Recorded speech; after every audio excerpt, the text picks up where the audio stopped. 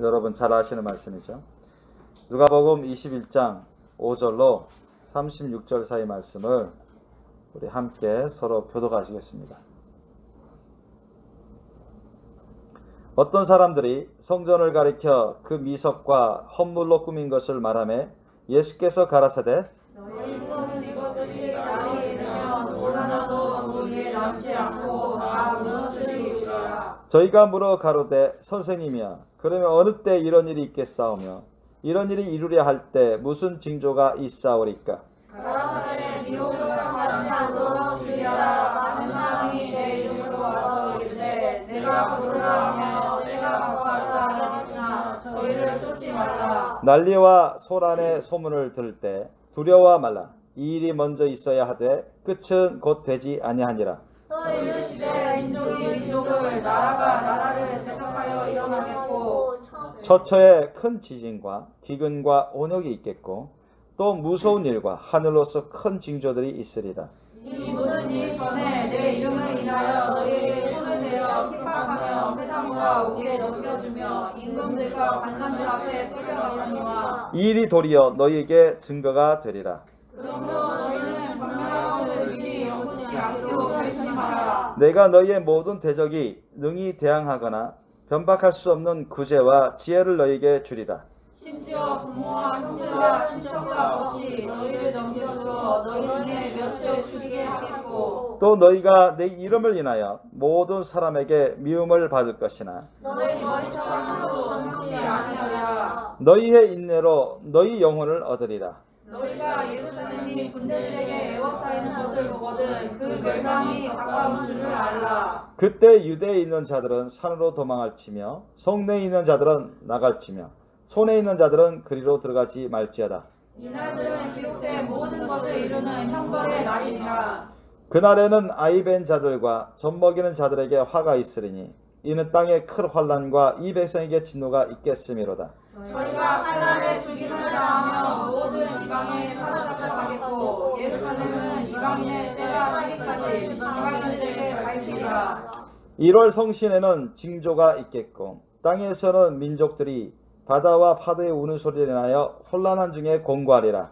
사람들이 생각하고 무서워함으로 기절하리니 이는 하늘의 권능들이 흔들리겠습니다. 그때 사람들이 인자가 구름을 타고 능력과 큰 영광으로 오는 것을 보리라. 이런 일이 되기를 시작하거든 일어나 머리를 들라 너희 구속이 가까우니라 하시더라. 이에 비유로 이르시되 무화과 나무와 모든 나무를 보라. 싹이 나면 너희가 보고 여름이 가까운 줄을 자연히 아니. 이와 같이 너희가 이런 일이 나는 것을 보거든 하나님의 나라가 가까운 줄을 알라. 내가 진실로 너희에게 말하노니 이 세대가 지나가기 전에 모든 일이 다 이루리라. 천지는 없어지겠으나 내 말은 없어지지 아니하리라. 너희는 스스로 조심하라. 그렇지 않으면 방탕함과 술 취함과 생활의 염려로 마음이 둔하여지고 뜻밖의 그날이 덮어같이 너희에게 임하리라. 이날은 온 지구상에 거하는 모든 사람에게 임하리라. 이러므로 너희는 장차 올 이 모든 일을 능히 피하고 인자 앞에 서도록 항상 기도하며 깨어있으라 하시니라. 아멘. 오늘 우리 주 하나님께서 우리에게 주신 말씀 제목 따라해 보시겠습니다. 예수님 앞에 서도록 항상 기도하며 깨어있으라. 예수님 앞에 서도록 항상 기도하며 깨어있으라. 네, 이 제목으로 말씀을 전하겠습니다. 오늘 이 본문 말씀은 예수님이 하신 말씀이시죠. 그죠? 하나님이여 구주이신 예수님이 하신 말씀이니까 틀림없습니다. 이것은 이제 그 당시 제자들이 예수님과 함께 그 제2성전, 제2성전이 그 왜소하고 비교적 작고 또 허물어진 데도 있고 손상 입은 데도 있어서 헤롯 왕 때에 이제 증축을 해요. 많은 헌물을 거두고 세금을 걷어서 이스라엘 백성들에게 유대인들에게 인정받기 위해서 헤롯 왕이 무슨 신령한 믿음이 있어서 그런 게 아니라 정치적인 속셈을 가지고서 이 성전을 아주 예쁘장하게 또 좀 웅장하게 꾸밉니다. 좀 규모 있게. 그래서 사람들이 자랑스러워하고 또 이렇게 여기 본문에 나와 있는 것처럼 어떤 사람들이 성전을 가리켜서 그 미석과 헌물로 꾸민 것을 예수님께 자랑스럽게 얘기를 했어요. 근데 예수님은 그 말씀에 그들이 기대하는 그런 응답을 해주지 않으셨죠. 오히려 좀 놀라운 말씀, 좀 그들이 생각지 못하는 좀 충격적인 말씀을 하셨죠. 6절에 보니까 너희 보는 이것들이 날이 이르면 때가 되면은 돌 하나도 돌 위에 남지 않고 다 무너뜨리우리라. 하나님이 그렇게 하시도록 허락하시겠다는 것입니다. 진정 이게 그대로 이루어지죠. 예수님 승천하신 이후에 몇십 년이 지나서 AD 70년 전에 로마 군대 디도 장군이 이끄는 그런 군대가 이스라엘을 대대적으로 침략을 합니다. 그 전에 이스라엘이 반란을 일으키고 봉기를 하기 때문에 더 이상 참지 못하고 로마 황제가 로마 군대를 보내서 디도 장군 군대들이 수많은 군대들이 와서 예루살렘 포위하고 예루살렘을 풍지박살을 냅니다. 그때 성전도 다 무너뜨리고 성전에 있는 그런 성물들도 다 빼앗아가고 사람들 거기 제사장들도 죽이고 또 예루살렘 성도 무너뜨리고 많은 사람들을 죽입니다. 심지어는 아기 벤 여자들도 죽이고 노인들도 죽이고 종으로 끌고 와고 그런 비참한 최후를 맞이하게 됩니다. 거기에 대해서 예수님이 하신 것이죠. 1차적으로는 그렇게 예수님이 거기에 대해서 말씀하신 겁니다. 그래서 이들이 깜짝 놀랐죠. 아니 자기들 보기에는 지금 잘 나가는 것 같은데 그죠? 그 규모가 작고 호르스 좀 이제 손상 입고 그랬던 성전이고 그래서 자기들이 종교적 열심이 있어서 또 헤롯 왕이 좀 그래도 세금을 많이 걷어들여서 그 세금 중에 유대인들을 위한답시고 이렇게 예쁘장하고 웅장한 성전 해줬는데 아무리 로마 군대 식민지가 됐지만 로마 제국의 식민지가 됐지만 그래도 앞으로 잘 될 것 같은데 자기 나름대로는. 근데 예수님은 정반대 멸망의 그런 징조를 말씀하시잖아요. 그래서 그들이 깜짝 놀랍니다. 선생님이요 그러면 어느 때 이런 일이 있겠사오며 이런 일이 이루려 할 때 무슨 징조가 있사오리까 이런 질문을 해요. 그들은 참 놀랍고 걱정스럽고 두려워하는 가운데 이런 질문을 하는 거죠.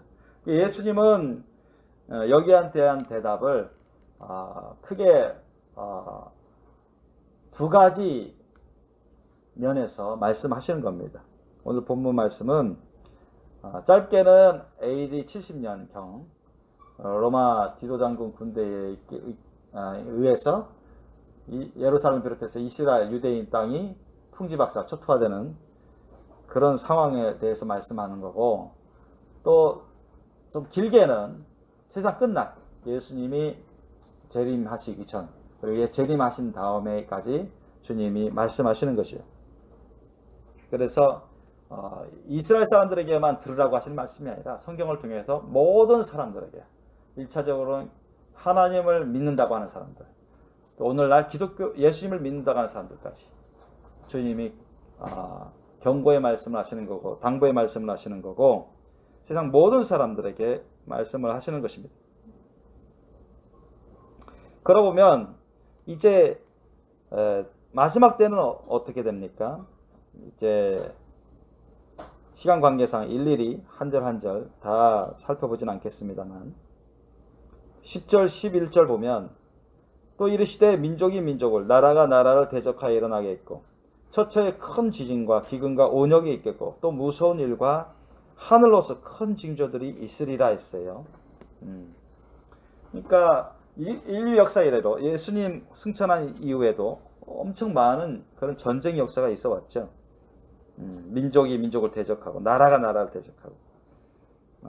근데 규모 면에서 수많은 사람들이 죽어나가고 부상당하고 많은 재산이 탈취되고 무너지고 박살나고 그래서 그 손해 규모가 역사 이래로 큰 규모의 전쟁을 든다면 그게 이제 20세기에 들어서 1차 세계대전이죠. 20세기에 들어선 20세기에 들어서 우리나라는 일제 식민지 된 이후에 1914년 그때쯤 이제 15년쯤 이렇게 해서 여러분이 1차 세계대전이 발발합니다. 거기서 이제 수백만 명이 죽습니다. 여러분 많이 죽어요. 거의 유럽 중심으로 1차 세계대전이 벌어지는데 그 다음에 2차 세계대전은 1939년에 터지죠. 그거는 또 1차 세계대전보다 훨씬 더 많은 사람들이 죽어나갑니다. 뭐 수천만 명이 죽고 더 많은 사람들이 다치고 여러분 아시다시피 뭐 전쟁 영화 하면 2차 세계대전 전쟁 영화가 제일 많이 나오죠. 그러니까 뭐 유대인들만 해도 히틀러 독일 군대에 의해서 600만 명 가까이가 할아버지부터 할머니부터 진짜 베이비까지 다 죽임을 당합니다. 한 600만 명이 유대인들만 그 정도로 죽어요. 그러니까 군인들하고 민간인들까지 하면은 뭐 여러분 수억 명이 죽어나갑니다. 여러분 수억 명이. 사상자도 훨씬 더 많고. 그런 민족이 민족을 대적하고 나라가 나라를 대적해서 일어나는 것이 많이 있어 왔습니다. 그런데 지금은 어떻습니까? 지금은 세계 3차 세계대전이 일어날 가능성이 아주 가까워졌어요. 뭐 보세요. 세계 3차 세계대전. 지금 미국 트럼프 대통령, 중국 사이에 얼마나 긴장이 많습니까? 중국이 이제 미국을 키워주니까 중국이 이제 국민소득 GNP가 옛날 일본이 지금 한 잃어버린 20년, 30년 가까이 돼서 지금은 일본 GNP가 미국의 한 4분의 1 되나 4분의 1 좀 안 되죠. 옛날에는 일본 GNP가 80년대만 해도 일본 GNP가 미국의 한 60% 이상 됐습니다. 그러니까 상당히 미국이 많이 위협을 느낄 정도로. 그것을 지금이 중국이 하고 있습니다. 중국이 미국의 GNP 60% 이상 됩니다. 70% 가까이 되려고 하죠. 그러니까 중국이 또 많이 군사기술도 해킹하고 돈을 많이 버니까 그거 갖고 무기도 많이 사들이고 또 군사기술도 많이 개발하고 해킹해서 비밀리 해킹해가지고 미국 군사기술 해킹해서 또 스파이 심어서 산업기술이나 군사기술 도입해가지고 많이 발전시켰죠. 중국이 지금이 국민소득이 미국이 한 60-70% 가까이 됩니다. 지금 코로나 사태로 인해서 미국이 금년에 많이 다운되죠. 아마 국민소득이 미국이 어마어마하게 떨어질 겁니다. 한 20% 내외. 그러면 더 차이가 좁혀질 거예요. 중국은 충격이 그 정도로 크진 않았으니까요.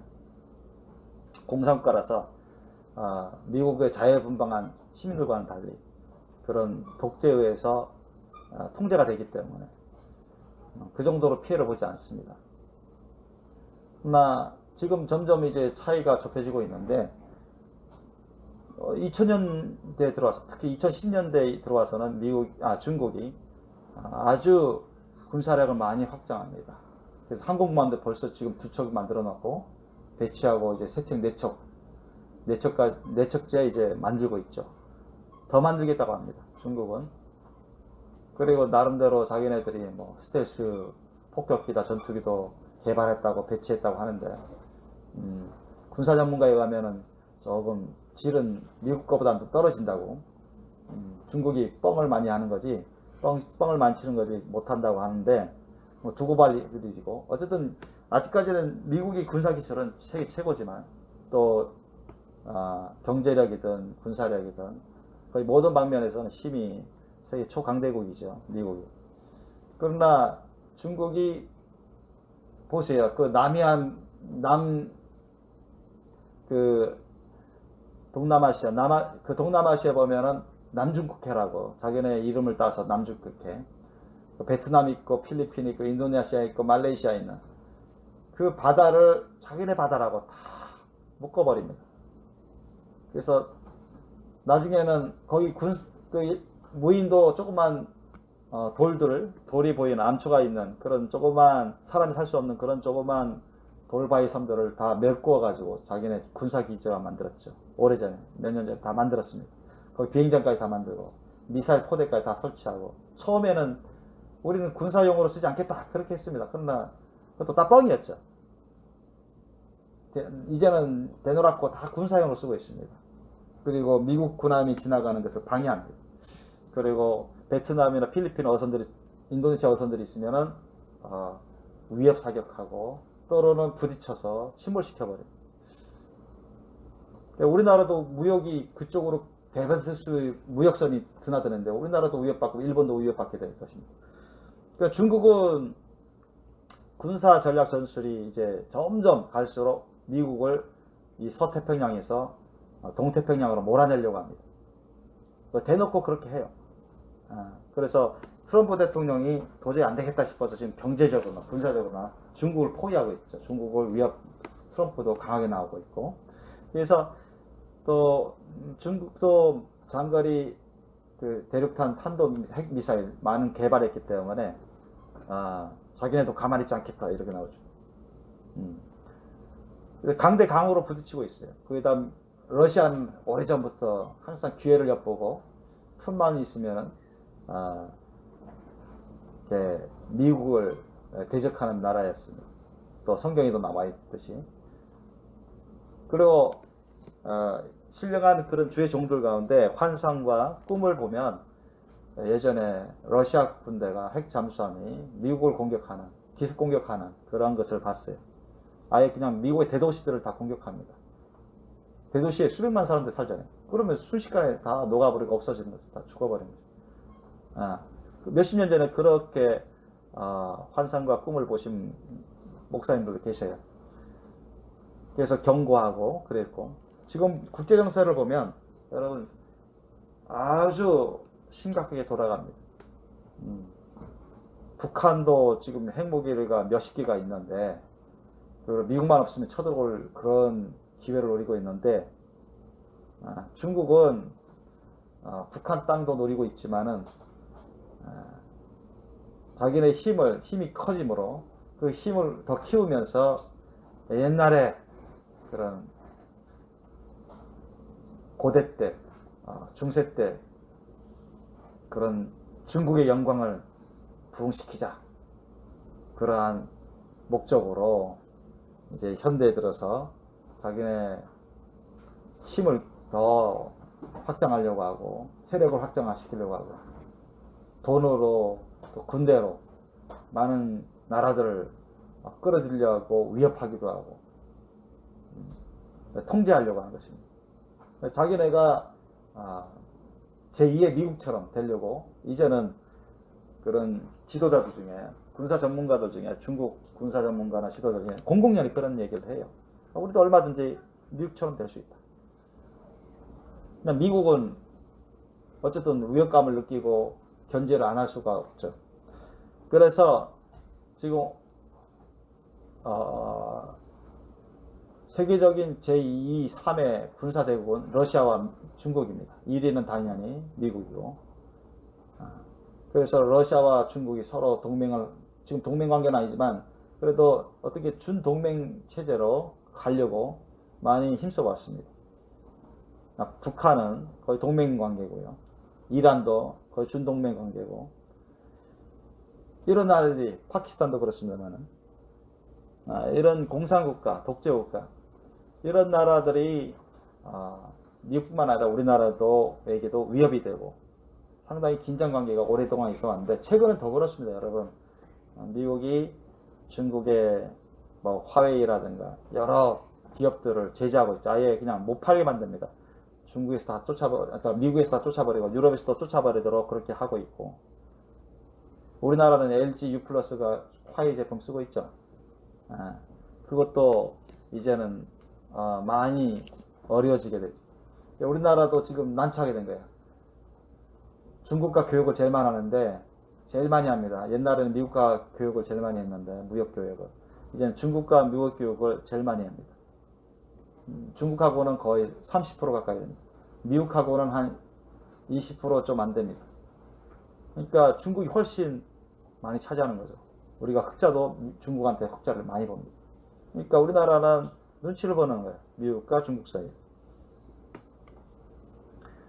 그래서 아직도 우리나라는 군사적인 면에서는 미국의 전시작전권이 있기 때문에 그걸 찾아오지 못했기 때문에 좀 발언권도 약해 있고 완전히 군사적인 독립을 이루지 못했습니다. 미국으로부터. 6.25 전쟁 때 이승만 대통령이 전시작전권 넘겨줬어요. 우리나라가 너무나 허약하니까. 그 이래로 미국이 이제까지 우리나라를 어느 정도 군사적으로 통제해 왔습니다.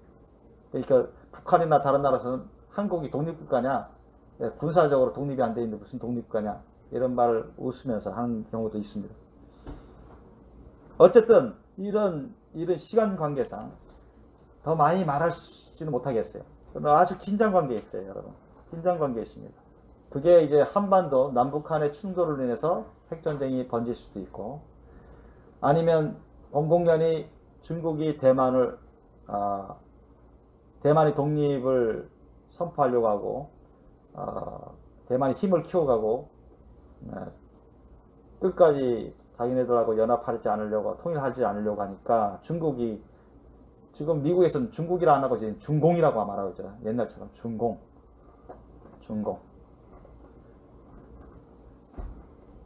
그런데 중국이 공공연히 대만을 위협하고 침공하려고 합니다. 그런 연습을 대놓고 항공모함 갖고 전투기를 갖고 앞에서 막 연습을 해요.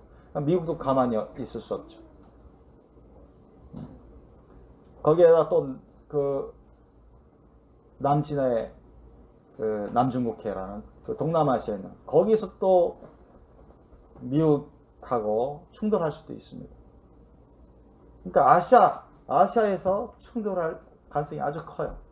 물론 중동에서도 우리 에스겔에 나오는 고가 마곡 연합군대와 이스라엘과의 전쟁, 그것도 마지막 때의 전쟁이지만, 어쨌든 이 아시아에서 전쟁이 발발해서 3차 세계대전으로 확전될 수도 있어요. 그냥 이런 것이 바로 마지막 때에 일어나는 것입니다. 그리고 처처의 큰 지진, 여러분 21세기에 와서는 엄청난 지진이 더 많이 번지고 있는데 규모가 또 강도가 더욱더 이전 역사상 더욱더 커지고 있습니다. 더 빈번하게 나고 더 강도가 세고, 그래서 우리가 2004년도에 중국의 스촨성 수만 명이 죽었죠. 2010년도 아이티 칠레 우리 아시죠? 그때 30만 명이 여러분 죽었습니다. 30만 명이면 우리 천안시 인구의 반 정도 되죠. 그런 사람이 죽었어요. 그냥 지진 나는 바람에. 더 많은 사람들이 부상당하고, 또 일본 동북부 2011년에 거기서 지진 나서 수만 명이 사상자가 나고, 원자력 발전 파괴되고, 그 원자력 발전이 파괴된 방사능 물질이 계속 새나잖아요. 지금 태평양이 많이 오염되고 있습니다. 아직도 그거 처리 못하고 있어요. 2011년도에 그게 일어났죠. 지금 9년째인데 아직도 방사능 물질이 일본 국토 그 태평양 바다 계속 돌아다니고 있어요. 그게 지금 미국 서부 해안, 캐나다 서부 해안, 그 남아메리카, 지금 아시아, 우리나라 근처까지 지금 벌써 돌고 있습니다. 그 어린이들 얼마나 방사능 오염 물질로 오염되고 그랬을까요? 지금도 그러고 있는데, 최근에는 중국이 엄청난 폭우로 인해서 그 샨샤댐이 무너질 수도 있다, 이렇게 금이가 있다, 그런 보도가 있어요. 그 샨샤댐은 세계 최대 댐입니다. 세계 최대 댐인데 우리나라에서 가장 큰 댐이 소양강 댐이라고 해요. 그거의 능력이 한 10배 이상 된답니다. 그거 지금 인공위성으로 찍으니까 뭐 틀어졌다고, 댐이 틀어져 있고 또 일부분이 파손되어 있다고, 그게 사실인지 아닌지는 중국 공산당은 아니다 부인하고 소수의 전문가들은 사실이다 이렇게 하고. 두고 보면 알겠죠. 근데 지금 홍수가 범람하고 계속 폭우가 한 달 이상 오니까 위험 수위에 왔나 봐요. 산샤댐이 그 수압을 못 이겨서 무너지게 되면 거기에 그 밑에 있는 많은 큰 대도시들이 난징시나 특히 상하이시까지 다 침수를 당하게 된다는 거죠. 그러면 중국의 경제 한 35% 가까이가 몰락할 수 있고 수많은 사람들이 죽고 한 4억 명 이상이 수재민이 날 수 있고, 그리고 상하이 근처 옆에는 원자력 발전소가 있습니다. 우리나라에서 가깝죠. 원자력 발전소가 파괴되거나 손상을 입으면 그게 직접 우리 제주도나 우리나라로 불어올 수가 있다는 것입니다. 황사가 밀려오듯이 오는 것이 우리나라가 또 직접 영향권에 들어갑니다. 그리고 중국과 대만과의 전쟁, 이런 전쟁이 일었을 때 분명 원자력 발전소도 얼마든지 폭격할 수 있습니다. 그러면은 이거는 핵 방사능 피해가 어마어마합니다. 우리나라도 마찬가지입니다. 남북한의 전쟁이 벌어지면 북한이 가만히 있지 않고 자기네들이 어려울 경우에는 우리나라 원자력 발전소도 20기 이상 있는데 그게 얼마든지 미사일 쏠 수 있습니다.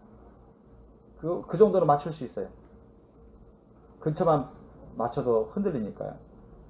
그러면 우리나라는 저기 강원도, 경상도, 전라도 다 있어요. 좁은 땅에 그 방사능을 찌면 엄청난 피해를 입습니다.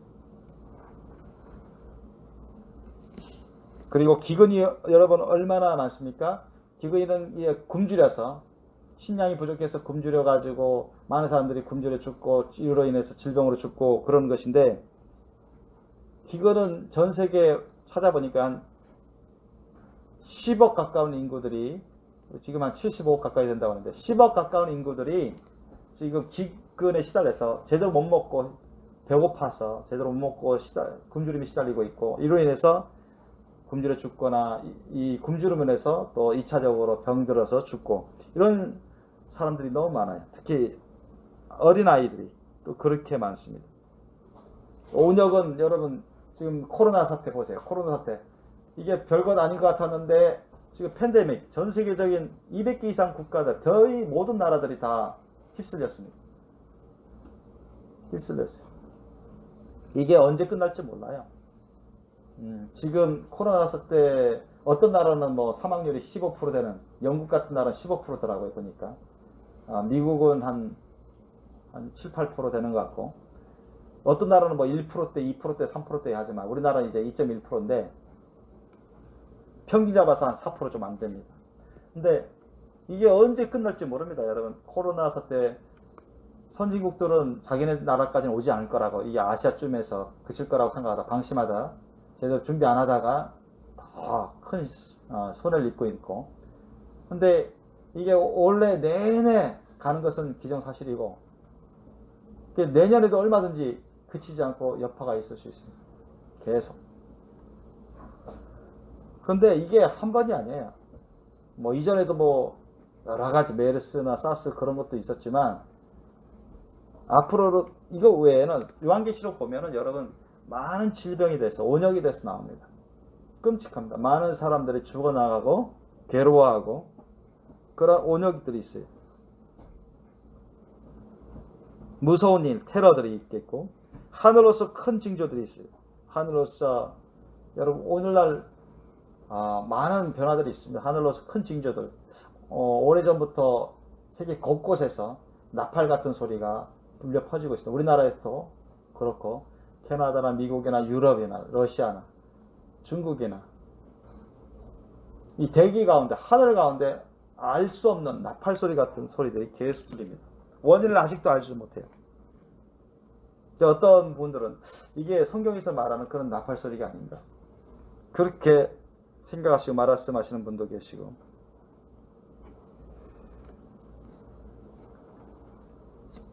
그 다음에 이상기온이 많이 벌어지고 있습니다. 이상기온.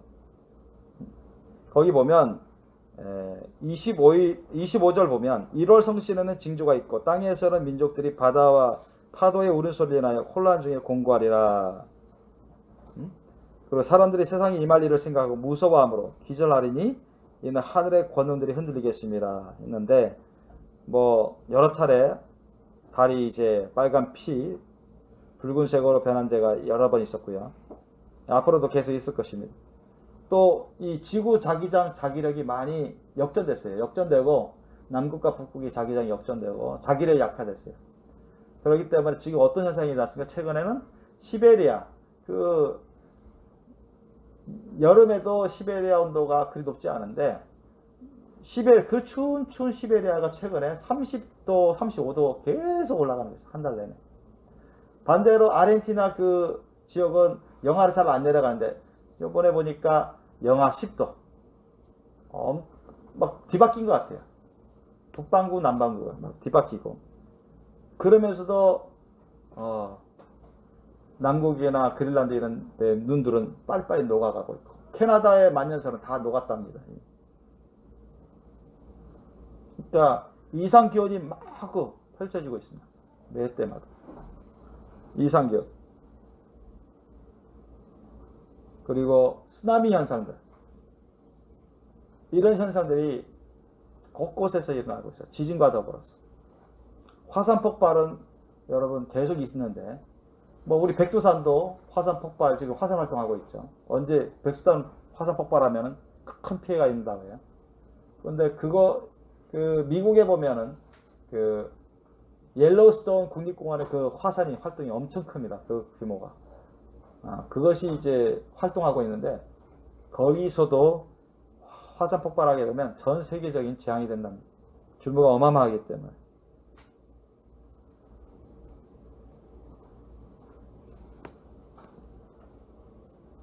이것이 이제 주님이 예언하신 대로 이러한 일들이 일어나게 됩니다. 지금 우리 코로나 사태만 해도 여러분 활동이 제약받잖아요. 경제활동도 제약받고, 사업활동도 제약받고, 사회활동도 제약받고, 학교활동도 제약받고. 우리나라 학교는 좀 양반입니다. 우리나라 학교는 지금 그래도 마스크 쓰고 통학을 하잖아요. 근데 캐나다는 아직도 지금은 여름방학이라서 그런데 3월 중순부터 여름방학 전까지 학교가 다 문 닫았습니다. 다 문 닫았습니다. 그래서 애들 뭐 학교 물건 있을 때도 부모님이 차를 타서 드라이브인 해가지고 거기 다 포장해서 마스크 다 쓰고, 그래서 거기 담당자 직원이 딱 넣어주면 가져오고, 차가 없는 사람들은 선생님들이 일일이 집을 돌면서 마스크 쓰고 와서 딱 놓고 가고. 우리도 그랬다고요. 우리도 전화해서 3월 중순부터는 아예 인터넷으로만, 온라인으로만 좀 하다가 5월 6월 달 하다가 이제 자동으로 여름방학으로 넘어가고, 이제 9월부터 계약을 한다고 하는데 그것도 그때 가봐야 안다고, 장담할 수 없다고 하고. 그러니까 그리고 우리 교회도 보세요. 교회도 우리나라는 그래도 방역이 상황이 좀 양호한 편이에요. 근데 미국은 형편없고요. 하루에도 5만 명 가까이, 5만 명 이상 막 이렇게 감염되니까, 집단 감염되니까 교회에 못 모이도록, 많은 사람들이 집회에 못 모이도록 합니다. 캐나다도 마찬가지였어요. 캐나다도 3월 중순부터는 집회를 정부에서 제약을 했습니다. 모임을. 그래서 아예 모이지 않도록 그렇게 규제를 하다가, 뭐 최근에는 50명 이하, 50명 이하 이런 종교 모임 같은 경우는 허용한다고 그런 말을 했는데, 제가 오기 전에는. 그래도 제가 올 때만 해도 우리가 주일에 한 번씩, 우리는 이제 우리 자체적으로 수요일날, 금요일날, 토요일날 예배 드리고, 주일날 오전 아침 예배 일찍 드리고, 그 커네디언 처치에 가서 오전 오전 예배 드리고 친교 시간 가졌는데 그 교회가 3월 중순부터 지금까지도 지금 현재까지도 안 모인답니다. 왜냐하면 한 보통 60명에서 80명 정도 모이는데 애들까지 합쳐서 이런 것 때문에 사회적 거리두기를 아직도 캐나다 정부에서 강조하고 있고 또 그쪽 대부분의 교회들이 사람들이 사회적 거리두기를 해야 되는 걸 느끼고 또 목사님들도 그 필요성을 느끼기 때문에 이렇게 모이는 것조차도 안 한다. 그러니까 어떻게 하느냐? 이게 뭐 가정 예배를 드리거나 아니면 인터넷으로 목사님이 말씀 올려놓고 그러면은 그 말씀 듣거나 보거나. 그래서 뭐 개인적으로는 그렇게 마스크를 써서 이렇게 만나는 사람들도 있는데요. 오히려 우리보다 더 제약을 받습니다. 거기는. 물론 말도 안 들어서 좀 자유롭게 하는 사람도 있죠. 마스크 쓰는 사람들은 거기 보면 50%도 안 돼요. 우리나라는 거의 뭐 100%에 가까운데 거기는 처음에 우리가 마스크 쓰면 사람들 다 우리 쳐다봤어요. 마치 우리가 병든 사는 것이냐 생각하는 것처럼. 진짜 그랬어요. 그래서 처음에 우리가 막 번지기 시작해서 3월달, 4월달에 캐나다도 많이 번지기 시작했는데 3월달에 그래서 몬트리올에 이제 한 동양인이 시내에서 마스크 쓰고 돌아다니는데 어떤 사람이 커네디언이 칼 들고 그 사람 찔렀어요. 왜 돌아다니냐고. 너희들 때문에 너 같은 사람들 때문에 우리 캐나다가 또 오염된다. 또 한국 사람도 아주 시내 다운타운은 아닌데 우리 살고 있는 집에서 그리 멀지 않은 곳에서 낮에 걸어다니는데 폭행당한 그런 일도 당한 적이 있다고 뉴스에 나오고 그랬는데 신문에 나오고 그랬는데 그렇습니다. 그러니까 여러분 난 그 있으면서 캐나다 몬트리올에 있으면서 상당히 이 나라도 세계적으로 복지국가고 안전한 국가라 하지만 이게 안전한 게 아니구나 그걸 많이 느낍니다. 왜냐하면 우리나라는 이렇게 약탈하지 않잖아요. 그죠? 시위하면서 막 약탈하지 않습니다. 우리나라는 데모를 하더라도 그죠? 그런데 이 미국이나 이 캐나다도 그렇습니다. 제가 있을 때 몬트리올도 깜짝 놀랐어요. 그때 사람들이 막 마스크 쓰고 시위하는데 아마도 그 캐나다인들도 있겠지만 이민 온 사람들 있죠. 제3세계 국가에서 프랑크푸르트 아프리카계에서 온 사람들도 꽤 많은 것 같아 화면 보니까 시위하면서 막 불 던지고 막 유리병 던지고 그러면서 그 미국에서처럼 막 상가들을 막 부숴가지고 거기 가서 약탈하고 몬트리올도 있었습니다. 몇 개월 전에. 깜짝 놀랐어요. 경찰들도 막지 못하고. 미국만큼 규모는 크지 않았지만 뉴스에 다 나오고 이 나라도 불안한 나라구나. 그런 것을 많이 느꼈습니다. 우리나라는 그렇지 않잖아요. 약탈하지 않잖아요.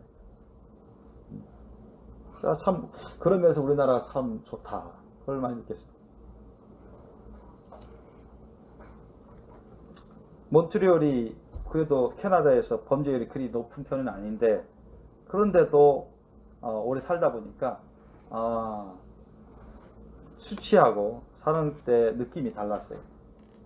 그래서 제가 직접 겪다 보니까 사람들 좋은 사람도 있었지만 아주 안 좋은 사람들도 많이 있었습니다. 그러면서 저는 잠깐 생각했어요. 야, 이렇게 복지국가, 세계적인 선진국가라 하는 나라도 허점들이 많이 보인다. 불안한 점들이 있구나. 그 와중에 전 세계가 군사적으로, 정치적으로, 경제적으로 이게 불안하고 이 각 전염병이 앞으로도 계속 번집니다, 여러분. 이 코로나도 역대 이래로 스페인 독감 이래로 지금 두 번째 규모로 지금 하고 있는데 스페인 독감 피해를 능가할 수도 있겠지만 그건 두고 봐야 되겠지만 스페인 독감이 여러분 스페인 독감이 1차 세계대전 거의 끝날 무렵에 발생해가지고 한 2천만 명이 죽었어요. 2천만 명이 죽었다. 죽은 사람은 2천만 명이에요. 걸린 사람은 훨씬 많겠죠. 그래서 유럽에서 번져서 뭐 아시아까지 다 번졌어요. 그때 당시 제가 예수님이 곧 오신다 책에도 썼지만은 우리나라도 한 700만 명 가까이 감염됐어요. 여러분 1920년 가까이 됐을 때 1920년 19년 20년에 우리나라 인구가 얼마 안 됐잖아요. 3천만 명 됩니까? 거기에 700만 명 정도가 감염됐어요. 그러면 거의 25%예요. 25%. 감염된 게 25%예요. 죽은 사람이 한 14만 명 넘었답니다. 그러면 한 2%대죠. 사망률이 그리 많지도 않은데 14만 명이 스페인 독감으로 우리나라에서도 죽었어요. 엄청 많이 죽은 거죠. 그때는 의학기술도 많이 떨어지고 위생 수준도 많이 떨어지기 때문에 그랬죠. 우리나라는 피해가 적다고 했지만 그 정도예요. 적은 게 아니죠. 사실은 숫자로 보면 어마어마한 겁니다. 근데 지금 코로나 사태가 지금 어떻게 될지 몰라요. 어쨌든 확진자는 점점 많이 늘어나고 있는데 물론 사망자들도 많이 늘어나고 있습니다. 근데 제2의 코로나, 제3의 그런 코로나 같은 원역이 분명히 나올 것입니다. 왜냐하면 요한계시록에는 분명히 그것을 많이 말씀하고 있기 때문입니다. 그리고 여러분 이 자기장이 많이 약화되고 역전되고 그 자기력이 약화되기 때문에 이제 유성이라든가 이제 조그마한 소행성 같은 경우 얼마든지 지구에 충돌할 수 있고 태양이 폭발하면서 그 태양풍이 우리나라 이 지구로 오게 되는데 자기장 자기력이 약화되면 그게 그냥 통과해버려요. 자외선이든 방사능이 다 통과돼서 그게 우리 지구에 살고 있는 사람들에게 해를 끼칩니다. 그리고 인공위성이 엄청나게 많이 대기권에 떠 있는데 그것이 다 폭발하면서 또는 기능을 상실하면 떨어질 수 있고 또 소행성들이 지구에 떨어질 수 있습니다. 그것은 요한계시록에서도 말씀하고 있는 거고 그래서 아까도 26절에 우리가 살펴있는 것처럼 하늘의 권능들이 흔들리겠습니다. 하늘의 권능들이 흔들리겠습니다. 얼마나 하늘의 권능들이 왜냐하면 대기가 막 요동치는 것입니다. 대기가 막 요동치고 이게 자기장이 역진되고 자기력이 약화되니까 대기권이 막 흔들리고 소행성들이 막 들어오고 한번 지구에 떨어지면 핵폭탄급이죠. 그러니까 너무 두려워하는 거 사람들이. 그런 때가 올 겁니다. 많은 사람들이 홍수 범람할 때 쓰나미가 올 때 나살레를 하면서 높은 곳으로 산으로 올라가려고 하죠. 그런 것도 있어 왔지만 앞으로 그런 것이 더욱더 많아질 거예요. 왜? 해수면이 점점 높아지니까요.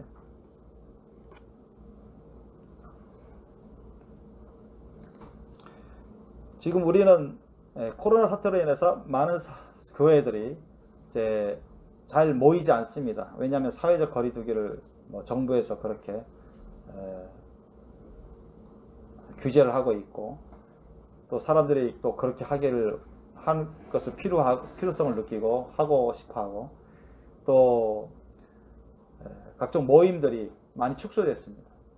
모든 모임, 교회를만 들어도 이제 예배 모임도 줄어들고 여러 활동이 선교 모임도 줄어들고 활동이 제약을 받습니다. 그죠? 말하는 것도 많이 줄어들고 그러다 보니까 어때요? 우리 크리스찬 교회 기독교인들의 신앙생활이 느슨해지는 것입니다.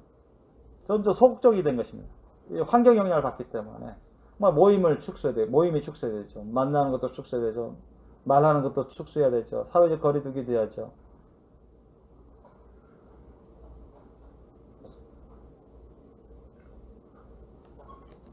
그래서 어떤 기독교인들은 적지 않은 많은 사람들이 그럴 겁니다.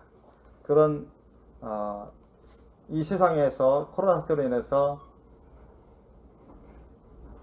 교회 활동이 축소되고 모임 같은 것이 또 제약을 받고 어려움이 있기 때문에 활동이 어려움이 있기 때문에 많은 사람들이 교회를 또 안 나가요. 그걸 핑계 삼아서 안 나가고 자기 개인 중심으로 그렇게 생활을 해버립니다. 그리고 기도도 점점 게을리하고, 말씀 듣는 거나 말씀 묵상하는 것도 게을리하고, 예배 드리는 것도 점점 줄어들고, 친교 나누는 거나 선교하는 것도 제약을 받고 하고, 집에 있는 시간이 많잖아요.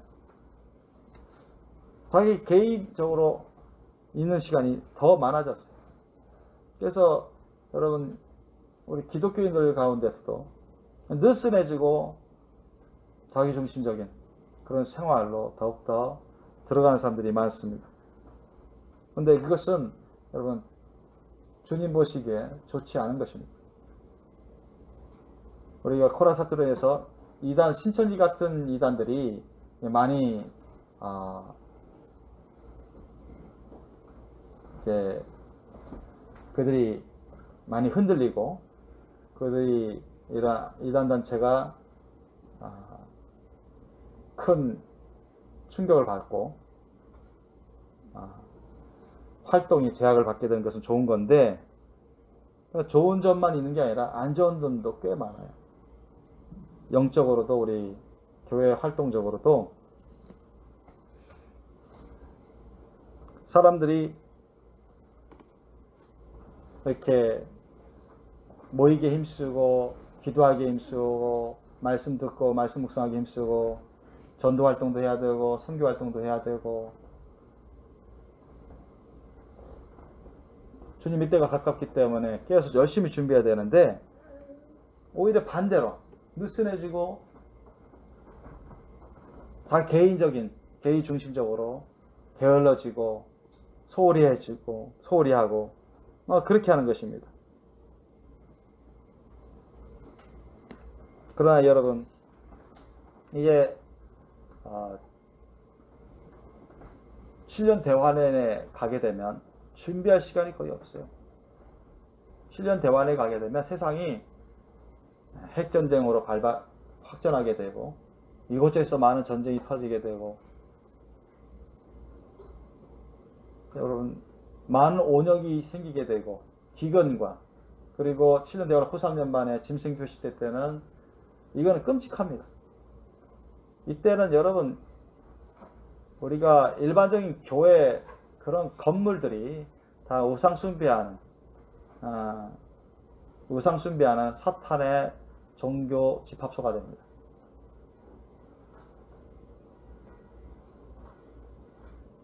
이해되세요? 짐승표 시대 때는 짐승표를 받았는지 안 받는지 확인하기 때문에 안 받으면 다 끌려가요. 안 받는 사람, 끝까지 안 받겠다고 하면 죽임당합니다. 목배임을 당하거나 어떤 고문을 당하는 싶든가. 그 교회는 다 문 닫게 합니다. 일제시대 이상으로, 북한 사회 이상으로 그렇게 돼요. 그러니까 공공연하게 다 내놓고 그런 교회 건물에서 예배드리고 말씀 가르치고 그런 거를 못합니다.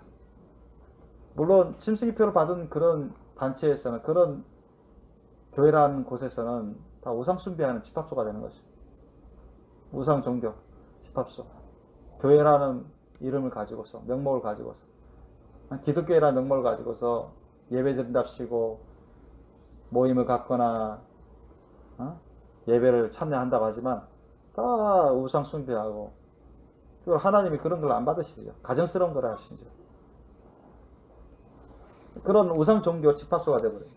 그러니까 그때는 여러분 준비하기가 너무 어렵습니다. 이미 각 세상에서 직장 생활도 우상 숭배하지 않고서, 우상 짐승표를 받지 않고서는 7년 대환란 후 3년 반 때는 직장 생활도 못합니다. 핍박받아서 잡혀가고 죽임당할 수 있습니다. 그러면 다 어디 숨어야죠. 예수님 말씀하신 것처럼, 오늘 본문에 나온 것처럼 숨어야 됩니다. 도시에 있어요? 아파트에 있으면은 그런 사람들 때문에 아파트의 전력이 끊기고 그러면 주위 사람들이 가만히 있지 않습니다. 그런 사람들 다 잡아다가 죽이려고 하죠. 그렇지 않겠습니까, 여러분? 예전에 우리나라 사람들이 코로나 확진자 있을지 모르는데 중국에 갔다가 중국 사람들 아파트에 들어가려고 하니까 아파트 사람들 다 나와서 다 못 들어오겠죠. 그 정도도 아니에요. 다 잡아다가 죽이려고 할 것입니다. 7년 대환란 때는 성경 요한계시록 나온 것처럼 7년 대환 후삼자면은 무적에 있는 모든 악령이 사탄의 악령을 주님이 다 풀어놓으십니다. 생지옥 세상을 만들게 만들어요. 끝까지 이겨내는 자들이 구원받게 하십니다. 끝까지 이겨내서 거룩한 신분단정한 사람들이 부활되고 휴거받습니다. 요한계시록에 기록된 것처럼 그렇게 돼요. 그렇게 됩니다. 지금 주님께서는 오늘 본문 말씀을 통해서 1차적으로는 몇십 년 후에 있을 예루살렘이 망하고 이스라엘이 망할 것에 대해서 로마 군대에 의해서 망할 것에 대해서 말씀하셨죠. 그러나 또 장기적으로는 마지막 예수님이 지상 재림 직전 세상에 끝날 때쯤에 있을 그러한 전쟁이나 기아나 온역, 기근, 온역, 그런 자연계에서의 큰 변동, 그런 징조들, 그런 것에 대해서 주님이 말씀하시는 것입니다. 그래서 여러분이 우리는 이런 기회 잘 이용해야 돼요. 지금 코로나 사태로 인해서 우리나라도 학교 수업이 지금 온전히 다 정상화 됐다고 할 수는 없잖아요. 일단 마스크 쓰고 가고, 또 이전처럼 아주 오랫동안 학교에 있도록 하지도 않을 것입니다. 또 학교마다 조금씩 다르고요. 그런데 그런 안 좋은 사람들처럼 우리가 이 코로나 사태 활동에 제약을 받는다, 제약이 있다, 그렇게 해서 우리가 영적으로 신앙생활을 게을리해서는 안 된다는 거예요. 소홀히 해서는 안 됩니다, 여러분. 자기중심적으로 흘러가서는 안 돼요. 그건 안 좋은 여건의 환경에 자신이 그렇게 넘어져 가는 것입니다. 쓰러져 가는 것입니다. 젖어져 가는 거예요. 예수님도 말씀하시잖아요. 34절 보세요. 너희는 스스로 조심하라. 그렇지 않으면 방탕함과 술취함과 생활의 염려로 마음이 둔화해지고 뜻밖의 그날이 덕과 같이 너희에게 말이라. 왜? 제대로 이런 스스로 삼가 조심하지 않으니, 근신하지 않으니까 그런 삶에 그냥 자기 자유로운 방탕한 삶을 살고, 예로 술 취함도 있고, 생활의 염려, 어떻게 먹고 살까, 어떻게 생활하며 살까, 이런 거 염려로 직장 생활, 그냥 어떻게 하면 좋은 집 사서 살까, 그런데 그냥 세상 사람들처럼 그냥 생활 염려로 어떻게 하면 좋은 사람 만나서 결혼해서 편하고 즐겁게 살까. 이 생활의 염려라는 거 바로 그런 것이 인간적인, 어떻게 인간으로서는 당연한 거라고 볼 수 있는데 주님 보시기에는 그게 않다는 것입니다. 그렇지 않다는 거예요. 어떻게 하면 생활의 염려가 그거예요. 어떻게 먹고 마시고 자고 입고 그 다음에 결혼하고 자녀 생활, 자녀 키우고 이런 것입니다. 또 자신들의 필요한 것들을 갖추고 그것을 이용하는 것, 이게 생활이지 않습니까? 그런데 그런 것이 없고 부족하니까 그런 것에 그냥 매여서 근심 걱정하고 생활을, 거기에 그냥 정신을 집중하고 거기에 촉각을 기울여서 매여 사는 것, 그런 게 생활의 염려로 마음이 둔해지는 것입니다. 이런 식으로. 그러니까 세상 일로 마음 뺏긴다는 거예요. 직장 일로, 사업 일로, 그냥 돈 버는 일에. 이게 사람 일인 것이, 사람이. 그잖아요. 학교 공부하는 것에만. 그것도 사람 일입니다. 학교 공부하는 것에는.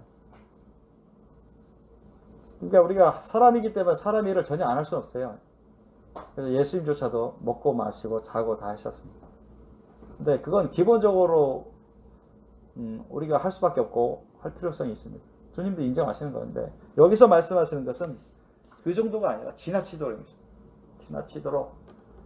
돈 버는 일에 너무 신경 쓰고 근심 걱정하고 거기에 그에 몰입하는 것입니다.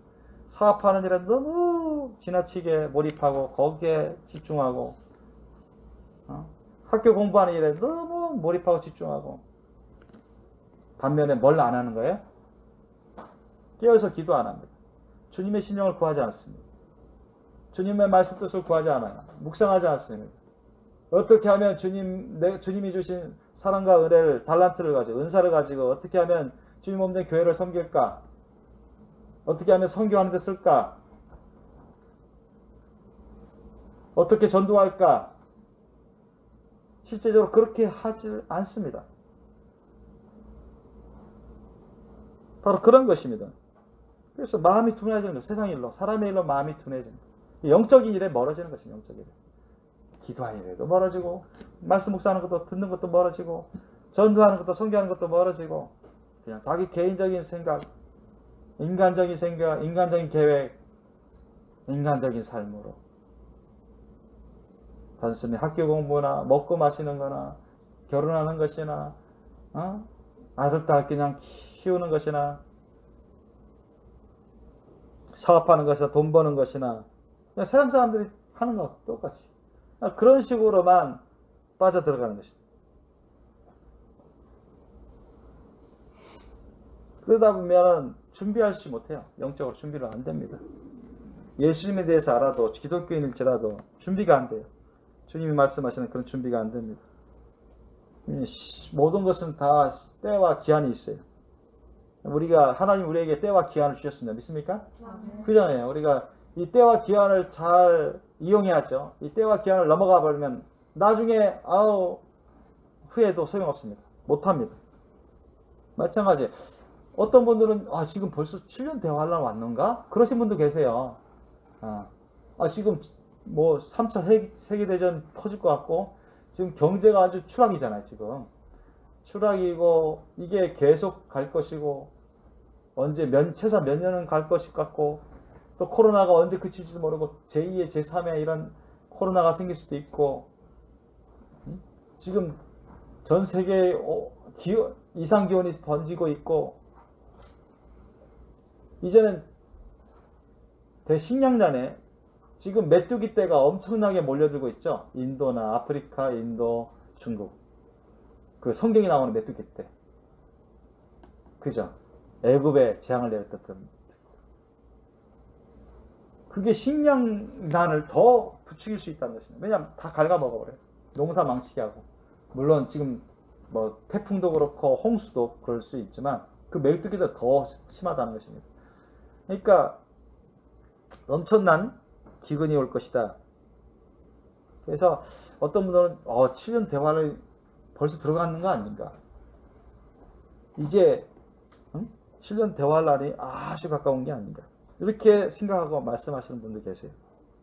그래서 좀 더 증거를 살펴봐야 될 일이죠. 그거는.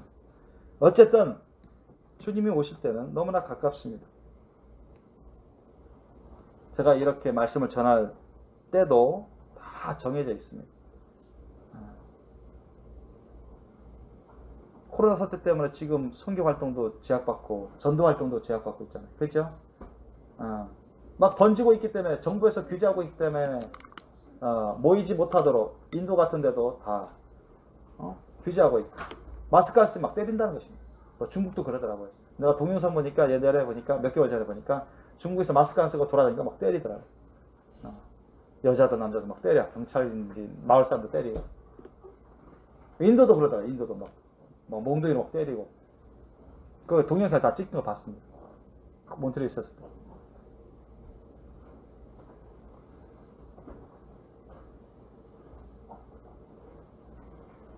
사실 그 김정은 목사님 통해서 봤는데 지금 많이 어렵다는 것입니다. 자기네들도 이제 선교 활동에 제약을 많이 받아서 경제적으로도 후원이 이전보다 못하고 또 인도에서도 지금 너무나 지금 확진자가 너무나 빠른 속도로 확진하고 있어요. 지금 처음에는 얼마 안 됐지만 지금 뭐 한 200만 명 가까이 되잖아요. 인도가 하루에도 한 2, 3만 명 이상 막 벌어집니다. 확진됩니다. 그러니까 선교하기 너무 어렵다는 거예요. 그래서 언제 다시 인도에 갈지는 가긴 가야 되는데 언제 갈지는 모른대요. 지금 아무래도 코로나 사태가 많이 진정되려면 꽤 시간이 오래 걸릴 겁니다. 저 역시도 이제 캐나다 일이 다 끝난 건 아니지만 뭐 내년까지는 여기 있을 예정인데 내후년에 2022년에 만약 코로나 사태가 많이 진정되면 캐나다에 최소한 1년은 가 있을 예정이고 그 1년 안에 이제 영주권 문제가 결정될 겁니다. 결정되면 더 있을 수 있거나 아니면 다 마무리하고 돌아오던가 그렇게 할 거예요. 코로나 사태 때문에 지금 가고 싶어도 못 갑니다. 캐나다 정부에서 해외 입국자를 막고 있습니다. 아주 가리면서.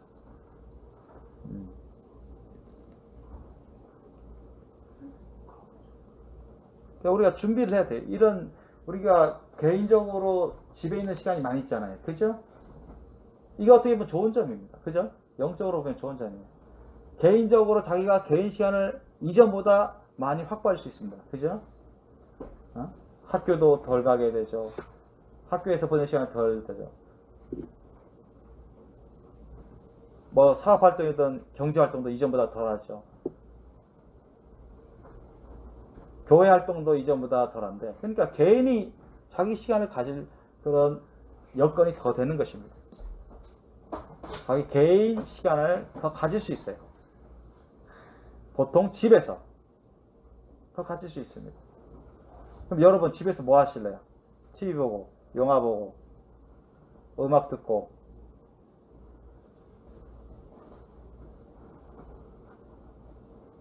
그냥 맛있는 거 먹고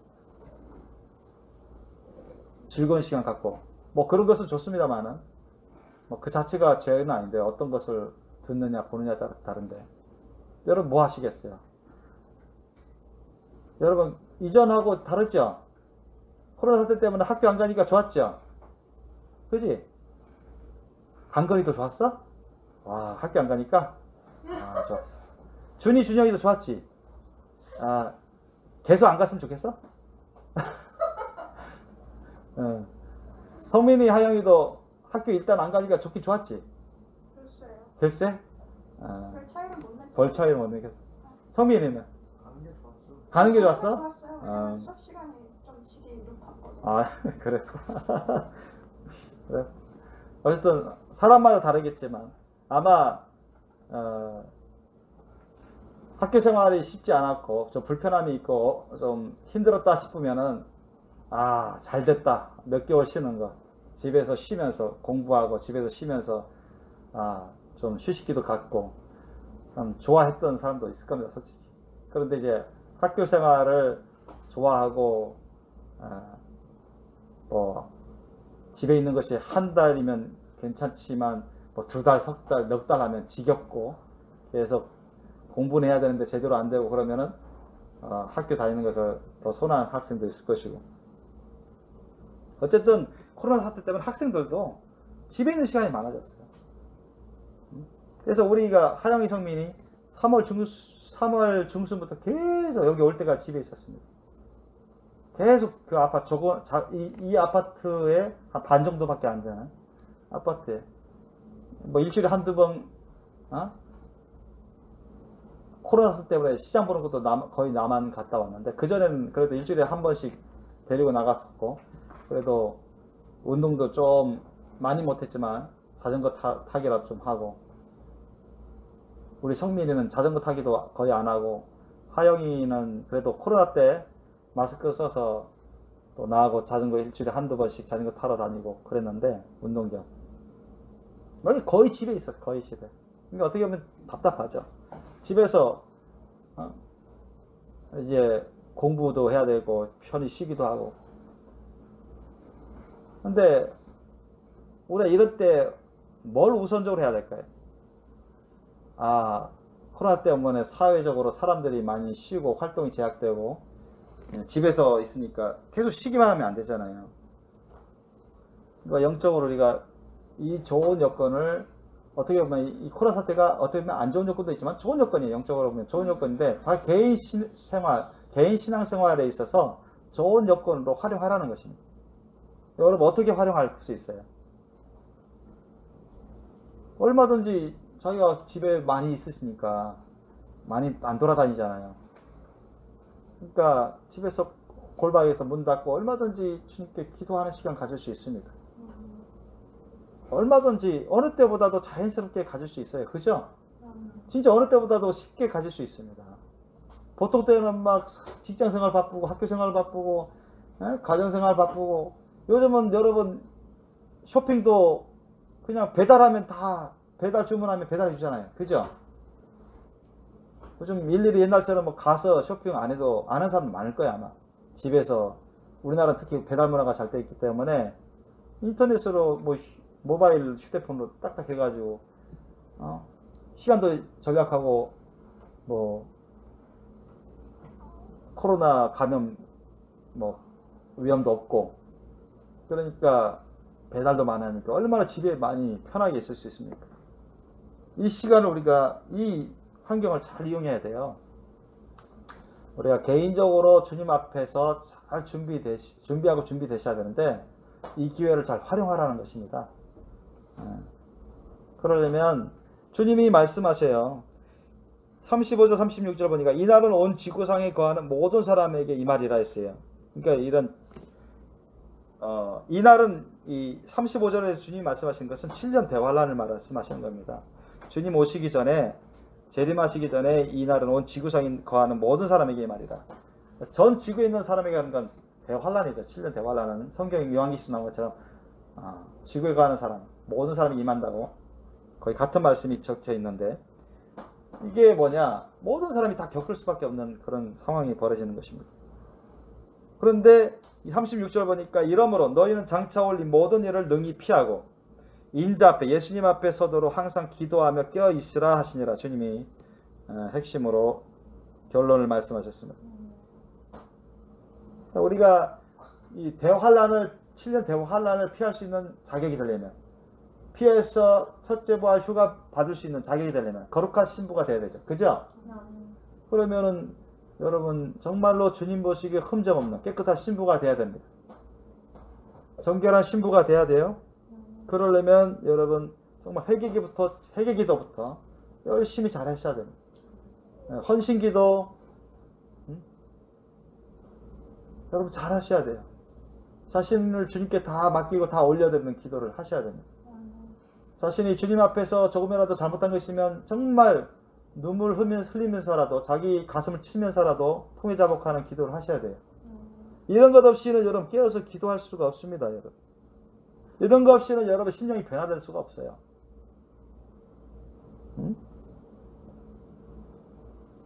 이런 것 없이는 여러분 하나님 말씀 묵상하다가도 깨어서 준비될 수가 없어요. 지식적으로만 할 뿐이죠. 그래서 저와 여러분에게 주님이 정하신, 허락하신 때가 있습니다. 기한이 있습니다. 우리 대학 입시도 때와 기한이 있죠. 보통 보면. 그 때와 기한을 넘어버리면 힘들어요. 왜냐하면 자기 나이는 먹는데 직장생활 해야 되는데 부모님이 자기를 나이 20대, 30대 되도록 다 먹여주고 그런 부모가 과연 얼마나 있습니까? 그것도 비정상적이죠. 성인이 됐으면 자기가 독립해서 일할 수 있고 자기가 자기 생활을 자기가 책임질 수 있어야 되는데 주님 안에서 계속 부모에게 얹혀 살고 부모에게 의존하고 부모에게 자기가 얼마든지 일하면서 생활할 수 있는데 부모에게 다 모든 걸 요청한다면 그건 문제가 되는 것입니다. 그러니까 성인이 되면 자기가 직장 생활해야 되잖아요. 그런데 동시에 공부하기가 어렵습니다. 그죠? 쉽지 않아요. 우리 유지사님 그죠? 네. 직장 생활 풀타임 하면서 공부하기는 더욱 어려워요. 파타임 하면서도 쉽지 않은데. 어렵습니다.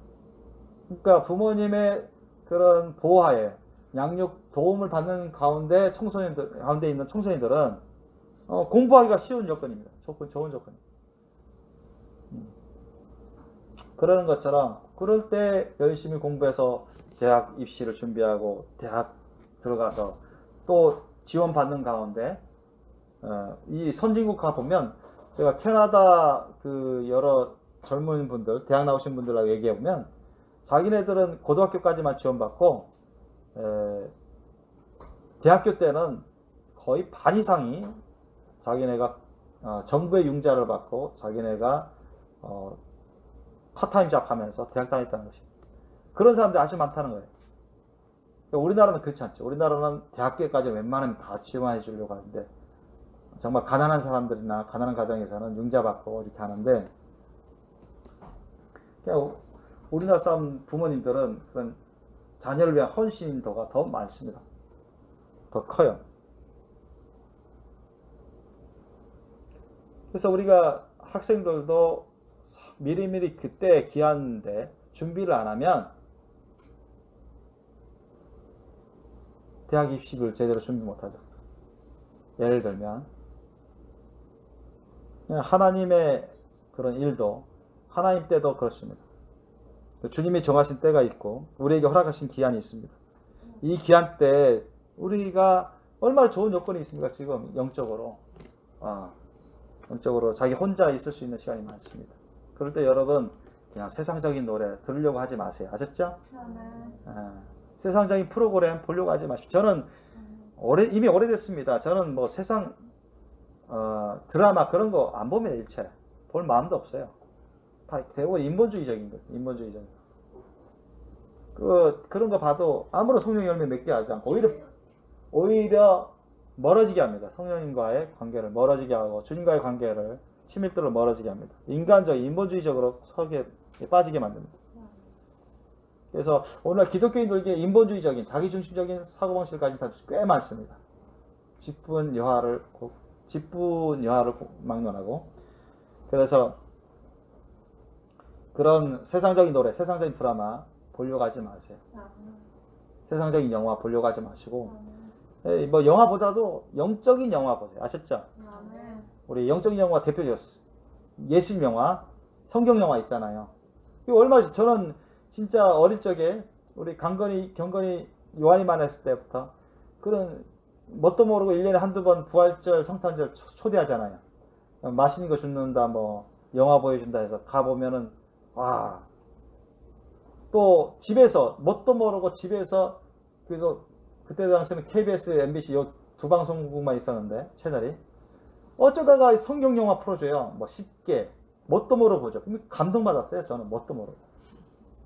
성경도 몰라. 나 성경 내용도 모르는데 진짜 초등학교 들어가나 마나 했을 때 그때 우연찮게 TV를 보는데 쉽게가 나오고 뭐 예수는 안 나온 것 같고 쉽게 나오고 하여튼 그런 성경 영화가 나왔어요.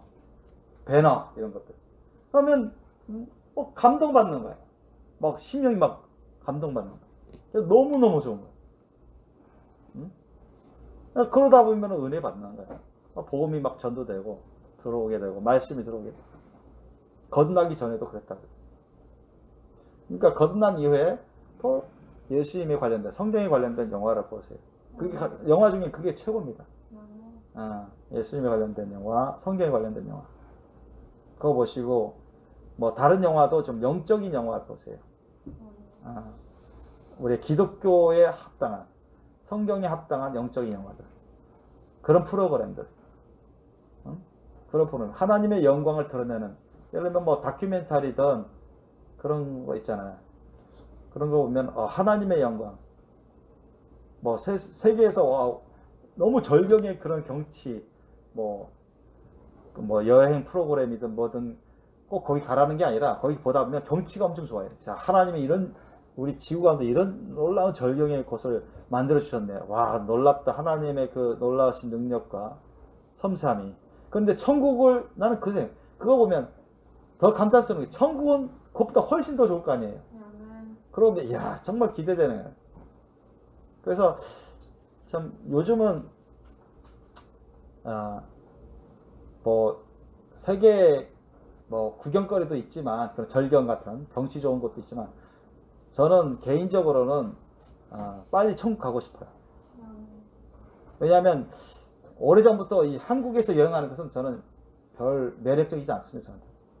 뭐 웬만큼 돌아다니기도 했지만 우리 한국에 절경이 없는 곳이 아니죠. 한국도 절경이 꽤 많습니다. 근데 이제는 뭐 호주도 신혼여행 때 호주 좀 가보고 뭐 캐나다도 가보고 뭐 필리핀이나 이스라엘도 가보고 했는데 또 안 가보더라도 인터넷 통해서 어느 정도 다 보잖아요. 보면 이제는 만족스럽지 않아요. 저는. 빨리 천국으로 얼마나 좋을까? 얼마나 놀랄 정도로 감격스러울까? 그거에 비하면은 이 지구는 그다지 나한테는 매력적인 곳이 아닙니다. 그러니까 이 세상에 소망이 없어요. 이 세상에 소망을 두지 않습니다. 여러분 이 세상에 소망을 두지 마세요. 이 세상에 소망을 두면 이 세상에 쏙 매여서 삽니다. 이 세상의 목적과 목표를 두지 마세요. 아셨죠? 하나님께 목표를 둬야 돼. 예수님께 목표를 둬야 돼요. 하나님 나라의 목표를 둬야 됩니다. 그래서 우리가 개인적으로 많이 확보할 수 있는 이런 시간대, 이런 여건에 여러분 골방기도 많이 하세요. 아셨죠? 문 닫고 예수님 부르세요. 성령님 부르시고 주님 말씀 묵상하십시오. 주님의 뜻을 구하십시오. 주님의 신령한 기름 부으심을 구하십시오. 주님을 찬양하세요. 저 역시도 그렇게 하면 성령세를 받았고 주님과 가까울 수 있는 그런 기회입니다. 가까울 수 있는 기회. 여러분이 준비할 수 있는 기회예요.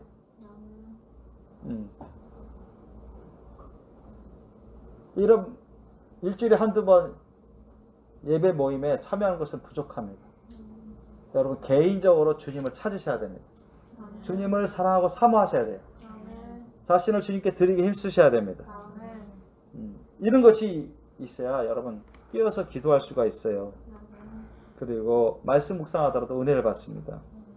여러분 중심적인 신앙생활을 하라는 얘기 아니라 자기 개인 생활할 수 있는 여건이 더 됐다는 것입니다. 자기 개인 시간을 더 확보할 수 있는 여건이 됐다는 것입니다. 그죠?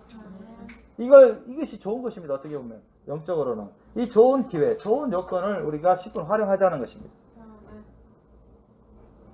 예수님이 말씀하신 것처럼 결론으로 말씀하신 것처럼 너희가 장차 올릴 모든 일을 영이 피하고 인자 앞에 서도록 예수님 앞에 서도록 항상 기도하며 깨어 있으라 하셨어요.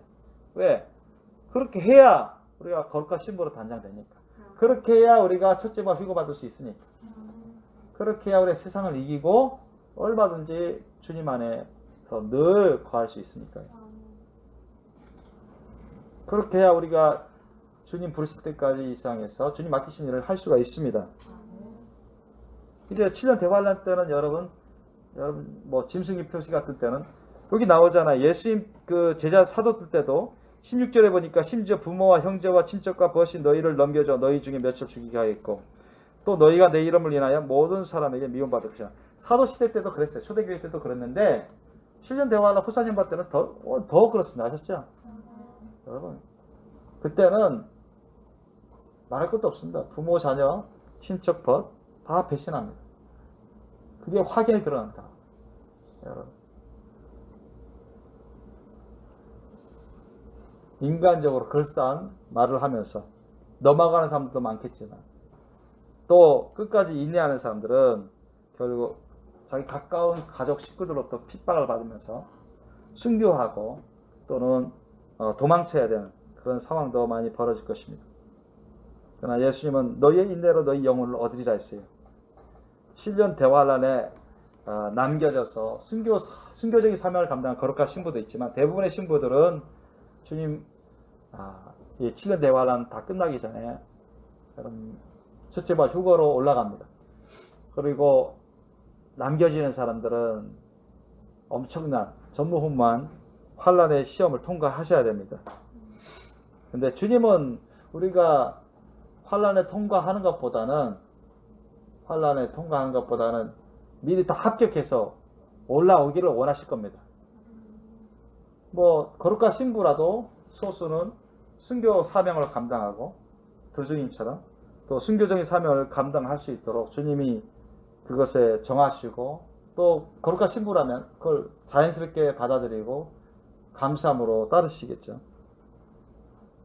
그러나 오늘 말씀처럼 인자 앞에서도 항상 모든 일을 피하고 이 모든 환난을 능히 피하고 인자 앞에서도 항상 기도하며 깨어 있으라 하셨기 때문에 우리가 준비하라는 것입니다. 준비돼야 됩니다. 여러분 어떻게 준비하고 준비돼야 되겠습니까? 일주일에 한두 번 모임 갖고 안 됩니다. 여러분 개인적으로 주님과 가까운 시간을 만드셔야 돼요. 자신을 주님께 다 드리는 시간, 통회 자복하는 시간, 다 헌신하는 시간 가지시고, 찬양 감사하는 시간 가지시고, 주님이 말씀을 구하시고 주님이 자신에게 역사하시기, 섬세하게 역사하시기를 구하시기 바랍니다. 그런 기도 시간부터 가지셔야 돼요. 말씀을 가까이 하시고, 그리고 모임을 소중히 여기시고 모이기 힘쓰시고, 모일 때는 신령과 진정과 감사 헌신을 예배해 드리시고, 아셨죠? 그렇게 하면은 여러분이 준비되어 갈 것입니다. 그리고 이 세상 일에 여러분 빠져 살면 안 됩니다. 아셨죠? 학교 생활도 해야 할 필요가 있죠. 직장 생활도 할 필요가 있죠. 가정 생활도 할 필요가 있습니다. 그렇죠? 또 사업도 할 필요가 있죠. 할 필요가 있지만 거기에 그냥 완전히 매여 있어서 완전히 쏙해서 살아버리면 안 된다는 거예요. 우리가 가정에서든 교회에서든 사업장에서든 늘 예수님의 심령으로 여러분 일하시길 예수님으로 축원합니다. 예수님의 나라와 의를 구하세요. 주님의 그 놀라운 임재와 기름 부심을 구하시면서 일하시고 공부하시고 항상 기도하세요. 주님의 말씀 뜻대로 기도하시면서 자기중심적인 뜻으로 기도하면 안 됩니다. 자기중심적인 생각. 어떤 사람들 그런 사람들 많아요. 그냥 교회는 안 나오고 나 자기 혼자 기도한다, 나 성경 말씀 읽는다, 나도 예수 믿는다, 그런 사람도 있어요. 꽤 많습니다. 잘못된 신앙생활이에요. 어떤 사람은 교회 나가요. 일주일에 뭐 한두 번 교회 나가요. 그런데 주님 말씀은 알아요. 그런데 주님 말씀대로 안 살아요. 그것도 잘못된 신앙생활. 잘못된 신앙생활. 그런 자기중심적인 그런 신앙생활에 빠져 살면 안 돼요. 우리가 예수님을 닮아갈 수 있도록 예수님께 맞춰가는 삶을 살아가야 됩니다. 주님 말씀 뜻에 합당한 삶을 살아가야 돼요. 우리가 그렇게 변화될 수 있도록 해야 돼요.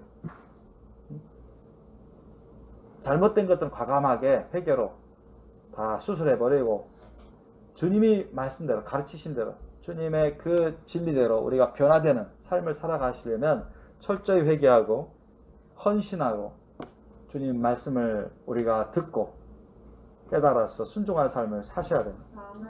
그래서 여러분 개인적으로 기도 생활을 많이 하십시오.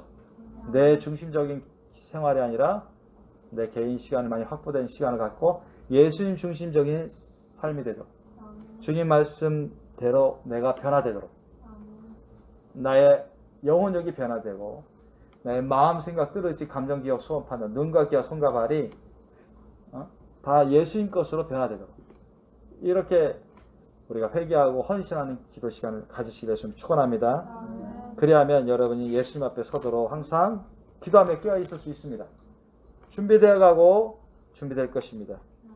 저와 여러분이 우리의 영혼력이, 우리의 삶이 항상 준비하고 준비되어서 주님이 언제 오시든 언제 부르시든 주님 앞에 온전히 설 수 있도록 준비되시길 예수님으로 축원합니다. 기도하시겠습니다.